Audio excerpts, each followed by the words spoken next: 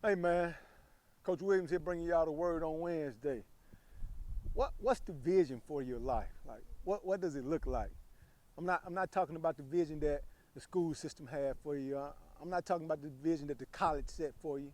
I'm not even talking about the vision that your supervisor or even your parents may have for you. Like, what's your vision for your life? So it was this young, ambitious middle school, high school coach one time. He was coaching football, and he really wanted to be a collegiate coach. So he would tell his family members and friends, like, man, like I really want to coach on the college level. Like, I know I can do that. I know I can be that dude. And they laugh and they're like, man, you crazy, man. You crazy. So one day he wakes up, he tell his wife, he said, babe, I think I'm gonna go and meet Nick Saban. Now Nick Saban, we talking about a national champion. We talking about upper echelon of the profession, upper echelon in the college football coaching arena.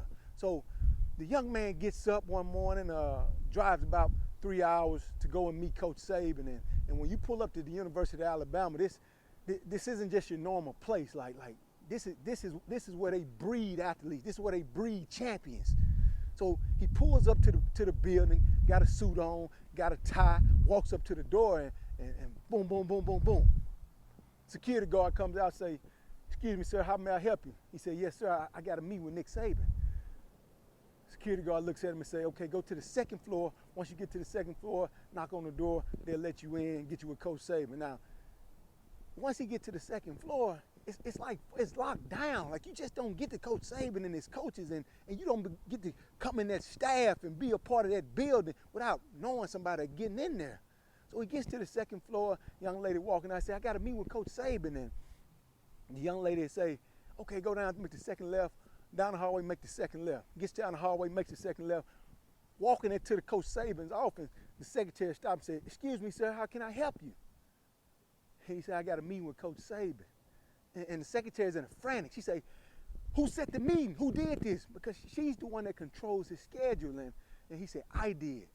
Secretary goes on, she smiles at him and say, excuse me, sir, I'm sorry, but it doesn't work like that. Say, give me your information, let me take your information and we'll get back with you. Young man goes back home, nothing happens. Don't hear from Coach Saban, don't hear from the secretary, never hears from the University of Alabama again. 365 days later, the young man gets up, he tells his wife, hey babe, I'm gonna drive down to Tallahassee, Florida and go meet Coach Jimbo Fisher and tell him to hire me. Like I know I can be a college football coach. Like, you gotta understand, people were calling him crazy. Like, you out of your mind. Like, what are you thinking, man? You got a good job, you coach in middle school, you coach in high school, you doing what you love. Like, what are you thinking? So the young man drives to Tallahassee to go meet Coach Jimbo Fisher. He said, Coach Fisher, man, I want you to hire me. He walks right up to him as he coming out of practice and said, Coach Fisher, I want you to hire me, man. And obviously Coach Fisher thought he was crazy. He shook his hand, he said, that's not how it works.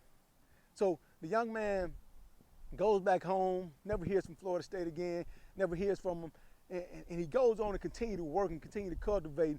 And right as the school year about to end, he gets a call from his old college football coach. He said, hey, sir, I got a job for you on my staff. Do you want to come work for me? Now, you got to understand, the young man created this vision for himself way before it ever happened. 2 years, back-to-back visits to college arenas, seeing college coaches, trying to get in the building, and nothing happened. But 2 years later, he gets a call from his college football coach and say, come work on my staff. Like, what I'm telling you is, you got to create a vision for yourself. What I'm telling you is, people are going to call you crazy way before they call you successful, but that's okay. Listen to what I'm saying. They will call you crazy before they call you successful, and that's okay. Like, create your vision. Understand what you want out of life. Understand how you're going to get it. Understand the path that it's going to take and the people that you need to meet. So I challenge you today. Create a vision for your life. Go get it, no matter what. Create the vision and go get it. Stop gambling with your life. Coach Williams here just giving y'all your word. Be blessed.